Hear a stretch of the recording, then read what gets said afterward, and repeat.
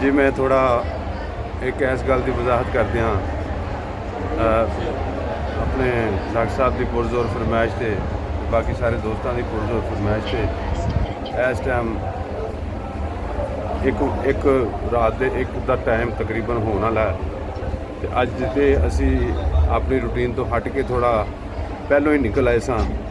असी तकरीबन 4 बजे काने नूं खुदा हाफिज़ कहता सी। तो सब तो पहला पड़ाव साडा लग्या हवेली लखां मियाँ चौधरी मोहम्मद असलम याद के घर, जिन्हों ने अफतारी का इंतज़ाम किया। उस तो बाद असी अफतारी करके तो सीधा अपने बाबे के कदमां च आ गए। तो इत्थे बैठे हैं। इत्थे जदों पहुँचे हाँ तो सलाते तस्बीह का प्रोग्राम हो रहा सी ते उहदे विच शिरकत की। उस तो बाद हुण असी बाबुल जन्नत के कोल बैठे हाँ।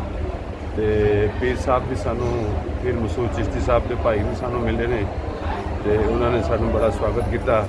तो सानू स्पैशल साडे वास्ते एक जगह बनाई कि बाबा जी तुसीं इत्थे बैठो, डॉक्टर साहब तुसीं इत्थे बैठो आराम नाल बेफिक्र हो के। तो तुहाडे अपने बाबे की जगह है। तो तुहाडी खिदमत वास्ते 2 खादम भी मैं छड्ड दित्ते ने तुहाडे सज्जे खब्बे। गुजारिश मैं करना चाहना सा कि बाबा फरीद सरकार ने अपने एक किताब दे विच फरमाया कि जे क़यामत वाले दिन खुदा मेरे मुर्शद की शक्ल तो इलावा किसी होर दूसरी शक्ल च आया तो मैं उसनों मनण तो इनकार कर दियांगा। मैं सिर्फ उसकी उस सूरत नूं उस शक्ल नूं तस्लीम करांगा जी वो मेरे मुर्शद की शक्ल दे विच मैदान हशर च मेरे सामने आएगा। और मैं किसी शक्ल नूं बिल्कुल मैं साफ इनकारी हो जावांगा इस गल तो।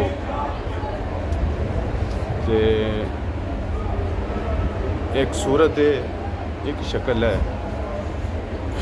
शक्ल हवास नहीं जोड़े 5 हवास से खमसा वो मिल के एक ज़ाहरी शक्ल बनाते हैं।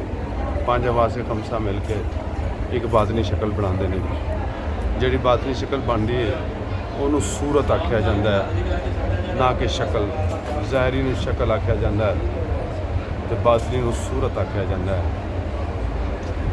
इस टाइम जितने भी इंसानियत है खुदा ने फरमाया कि मैं अपनी सूरत पे बनाया है। खुदा ने नहीं फरमाया कि मैं अपनी शक्ल पे बनाया। खुदा ने अपनी सूरत तो इन्नल्लाह खालक आदम अला सूरत ही, बेशक अल्लाह ने आदम को अपनी सूरत पे तख्लीक किया। तो सूरत ते शक्ल दे विच फ़र्क मैं पहले थोड़ा वाजे कर बैठा वहाँ। असी सूरत ते पैदा होए। सूरत की ने सिफात ने सिफात नूं होर अगर आसान लफ्ज़ों दे विच आख्या जाए तो आदात होंदियां ने।